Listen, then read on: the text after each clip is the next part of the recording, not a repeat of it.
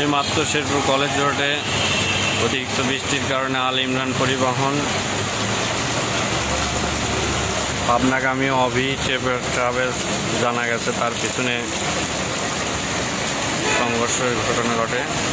সংঘর্ষে পাবনাগামী অভি ট্রাভেলসের টায়ার পড়ে যায়, সে টায়ারটি দুইজন নিয়ে চলে গেছে। সেটা ভিডিও শেষের অংশে দেওয়া হচ্ছে। অতিরিক্ত বৃষ্টির কারণে রাস্তা পিচ্ছিল থাকায় ব্রেক ফেল হয়ে দুর্ঘটনাটি ঘটে।